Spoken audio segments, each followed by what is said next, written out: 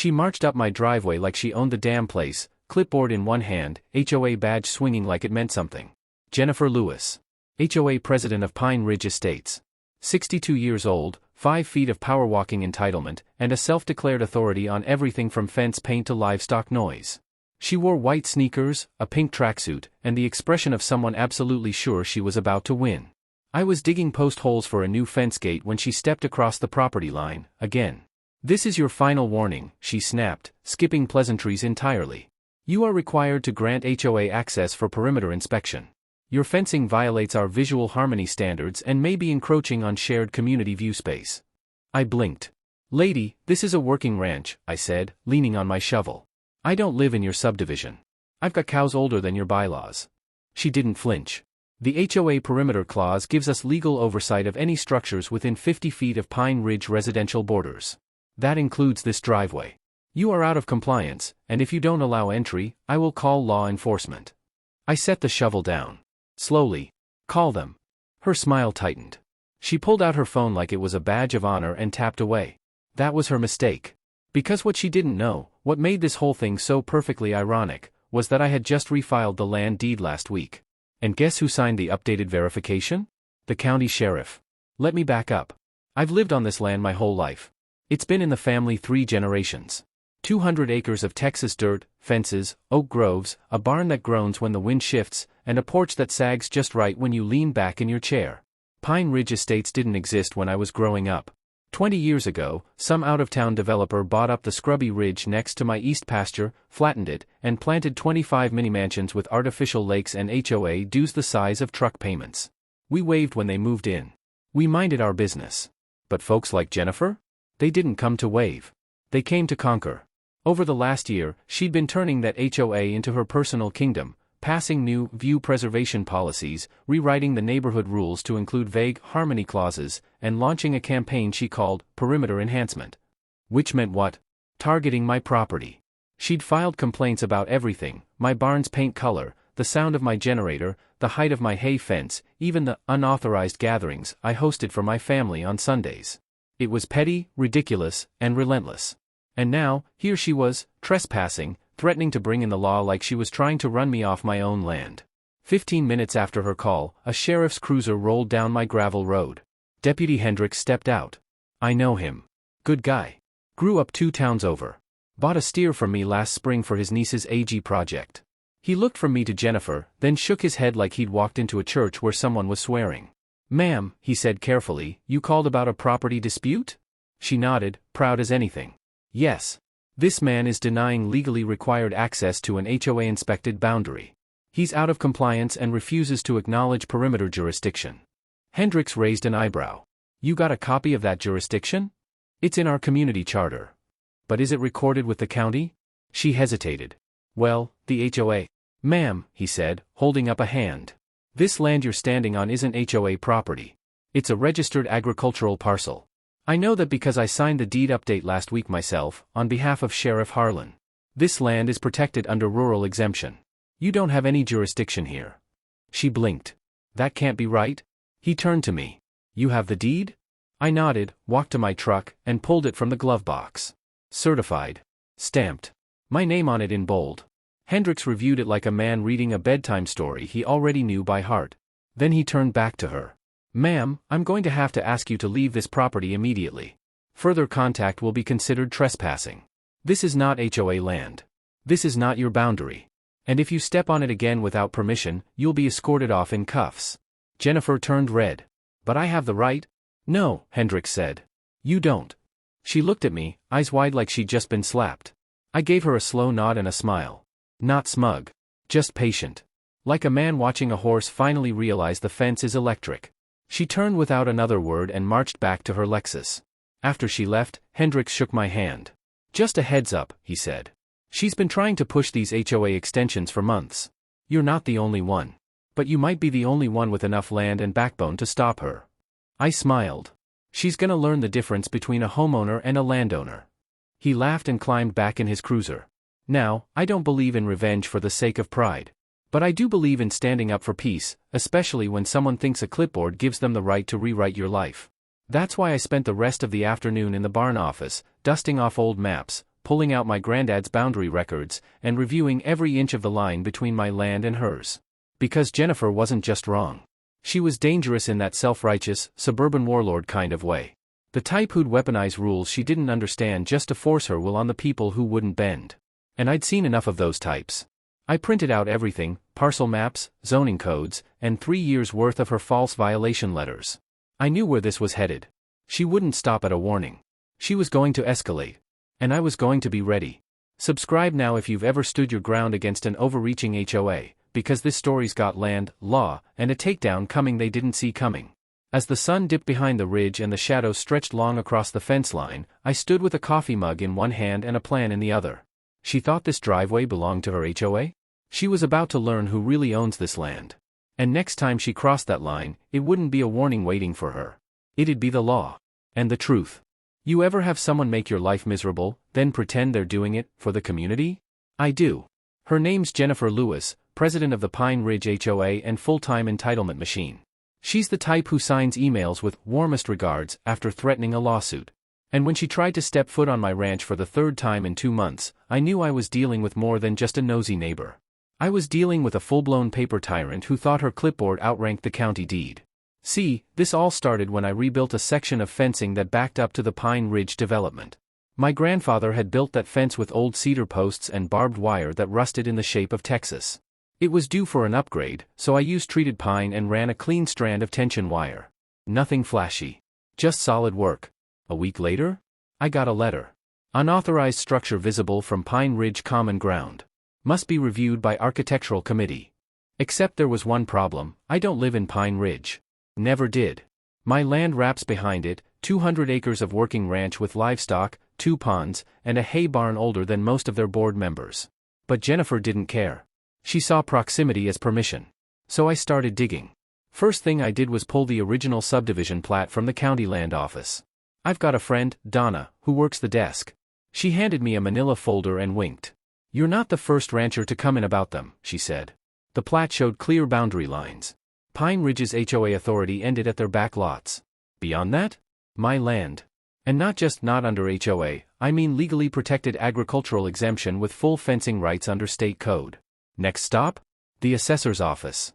That's where I found something interesting. 6 months ago, Pine Ridge filed a request to expand community influence over adjacent properties to enforce visual uniformity and security access along the perimeter. Translation, they wanted to control what people did near them. Not even HOA members. Just neighbors. It had been denied by the county due to overreach. And guess who filed it? Jennifer Lewis. Same signature. Same legal language she used on me. That's when I knew, this wasn't just about fences. This was personal. And calculated. So I started collecting receipts.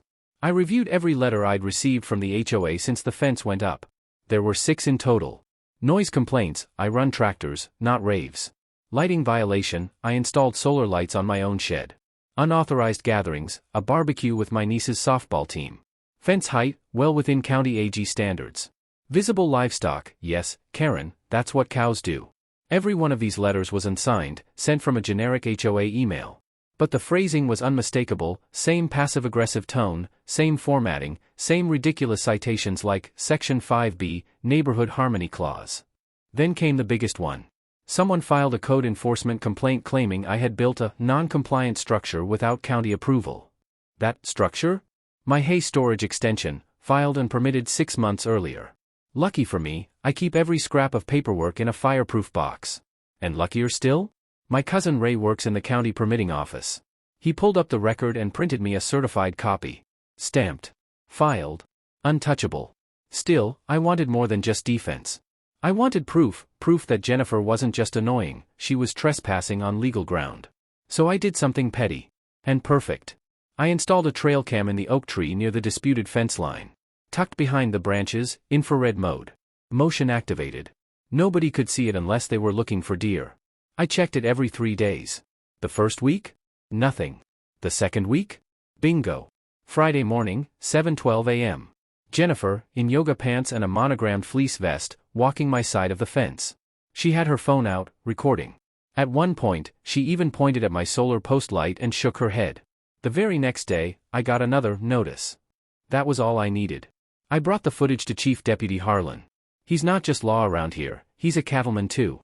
Knows land, knows overreach, and sure as hell knows Jennifer. He watched the footage twice, leaned back in his chair, and said, "She does this again, we'll walk her back in cuffs." I smiled. I just want it documented, for now. He nodded. Done. But next time she steps past your fence post? Call me. Then I filed a formal no trespass notice with the county sheriff. Not for the HOA, for Jennifer Lewis, personally. It wasn't about embarrassment. It was about drawing the line in law, not in dirt.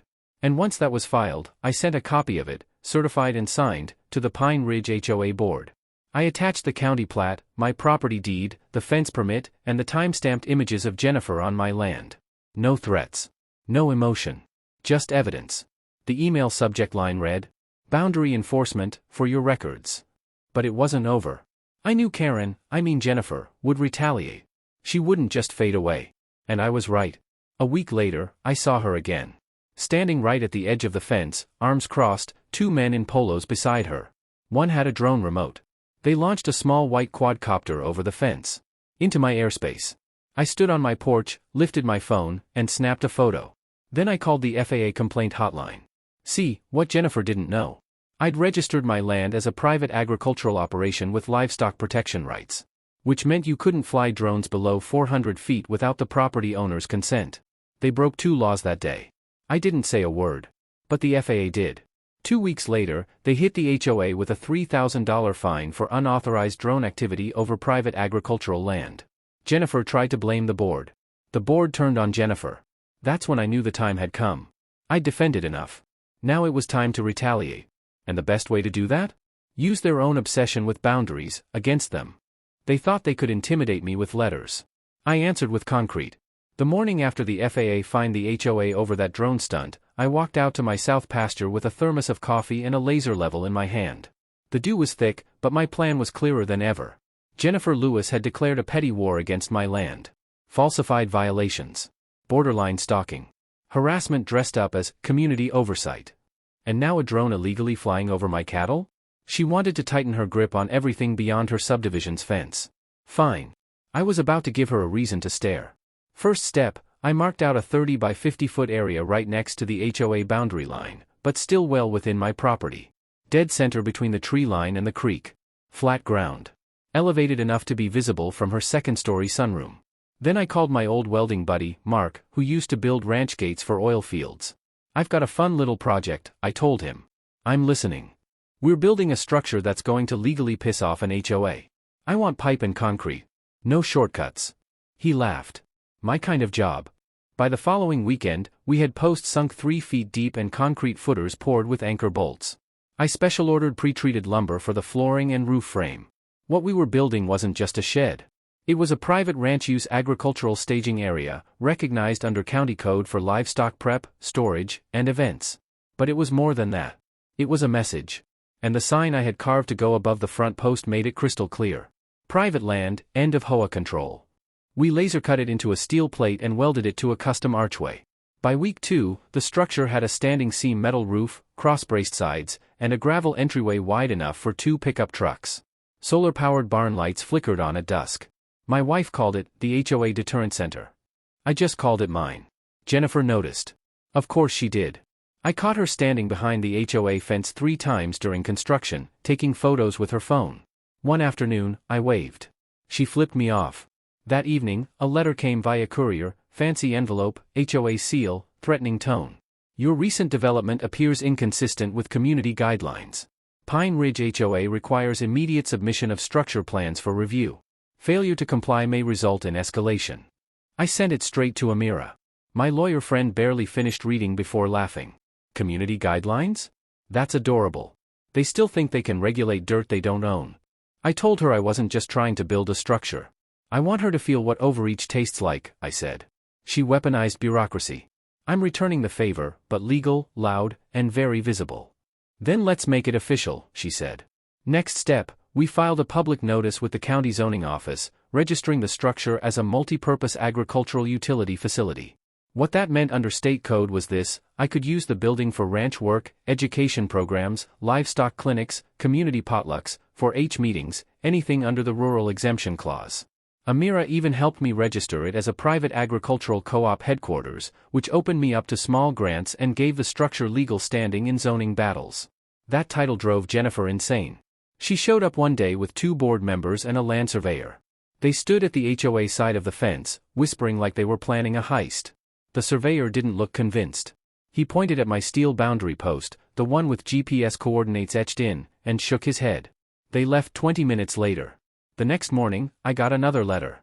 This one was more desperate. Your conduct has been deemed antagonistic and disruptive to HOA unity. We request a meeting to establish peaceable terms and neighborhood compatibility. Peaceable terms? After months of fake violations, illegal drone flights, and trespassing? I forwarded the letter to the sheriff's office. Not illegal, Chief Deputy Harlan replied, but hilarious. Then I added the cherry on top.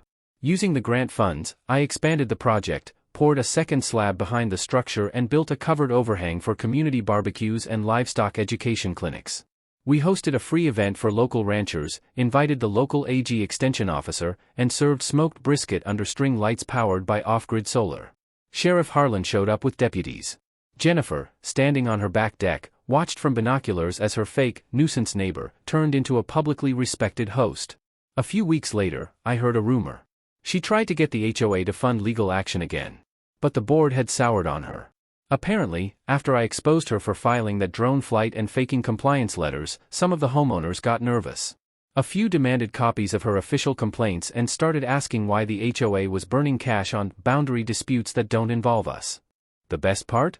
One of the HOA members, an ex-judge, called me personally. Mr. Dalton, he said, on behalf of the rest of us, we'd just like to say, thank you for putting her in her place. Jennifer's reign was slipping. And I wasn't done. Because now?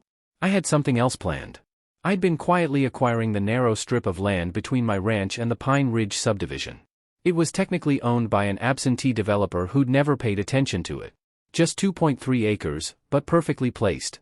I made him an offer. Cash. Clean. No fuss. 2 weeks later, it was mine. And I registered it with the county as open buffer ranch land, permanently exempt from HOA development. I even installed a new fence line, facing inward this time, with a small green sign that read, "Congratulations. You're now looking at Dalton Ranch's official HOA free zone." Jennifer saw it on her morning walk. She hasn't walked that trail since. When the deputy handed her the court summons, she actually said, "There must be some mistake." I called them. It wasn't a mistake. It was karma. And it was about damn time. Jennifer Lewis had spent months trying to muscle her HOAs will across my fence line, trespassing, sending fake violation letters, launching illegal drones, and trying to shame me into compliance with rules that never applied to me. She wanted control, plain and simple. And she picked the wrong man to test. This wasn't just a ranch anymore. It was the front line of a boundary war, and I had the law, the evidence, and the sheriff all on my side. We met in court on a Tuesday morning. Small county hearing room, same judge who'd ruled in favor of a farmer last year after someone tried to fine him for keeping roosters. I wore jeans and a pressed button-up. Jennifer showed up in a designer suit, carrying a binder twice as thick as mine, but hers was full of emotion. Mine was full of facts. Her attorney started first. Your Honor, we contend that Mr. Dalton's recent construction efforts and conduct constitute an intentional disturbance to the peace and aesthetic value of our community. His signage, gatherings, and boundary developments are designed to antagonize the HOA and its residents. The judge glanced over his glasses. Does Mr. Dalton live within your HOA jurisdiction? No, but his proximity to Pine Ridge affects. Proximity is not authority. Do you have any document, any legal deed or agreement, that extends your HOA's governance to his parcel? The attorney hesitated. Not currently. But, then what exactly are you enforcing? Silence. I could see Jennifer turning red in her seat. The judge looked at me. Mr. Dalton? I stood, slid my binder forward, and opened to the first page, a certified property deed, stamped by the county clerk and notarized just 2 months ago. Followed by a map showing the exact legal boundary line between Pine Ridge and my land, complete with GPS markers and surveyor signatures. Then came the photos. Jennifer trespassing on my land. Her flying a drone over livestock. Her at the HOA fence, shouting at guests on my property. And, of course, the FAA violation letter addressed directly to the HOA. I ended with the cherry on top, a registered ownership certificate showing I now own the thin strip of land between my property and the HOA fence line. The buffer zone. The judge raised an eyebrow. You bought the land between your ranch and their subdivision? Yes, sir. For what purpose? To preserve the peace. He chuckled. Then he turned to Jennifer. Ma'am, you have no legal claim, no zoning authority, and no jurisdiction over this man's property. Your repeated actions, documented here, show a willful pattern of harassment. I'm issuing a permanent injunction against you and the HOA from any further communication, inspection, or attempted enforcement against Mr. Dalton or his land. Jennifer blinked like she didn't understand English. You mean? I'm not allowed to even talk to him. That's what a restraining order means. Her jaw dropped. Furthermore, the judge continued, this court is awarding Mr. Dalton restitution for legal fees and time lost defending himself from baseless interference.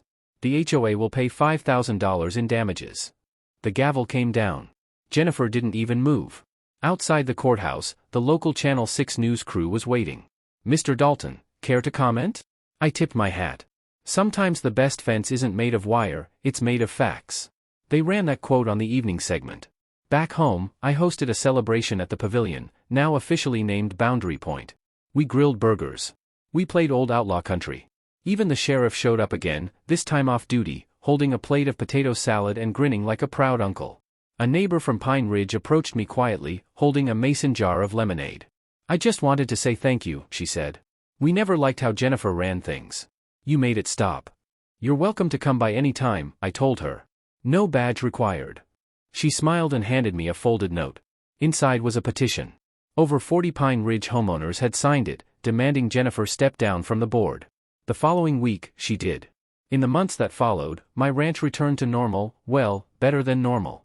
With the legal mess behind me, I expanded the use of the Boundary Point Pavilion. We started holding 4-H workshops, cattle vaccination clinics, even weekly dinners for older neighbors who didn't get out much. People from the HOA, the town, and all across the county started showing up, not because they had to, but because they wanted to. I had built something that not even 1,000 HOA letters could tear down. I had built peace, with steel, paper, and grit. And that little green sign at the fence line? I had it replaced with something better. A black iron plaque, bolted into stone. This land is free. Always has been. Always will be. Moral closure. Don't mess with a man who knows his land, and his rights. Ever had an HOA try to claim what was yours? Drop your story in the comments, I read every one. And hit that subscribe button if you believe in property rights, peaceful revenge, and standing your ground when the clipboard brigade comes knocking.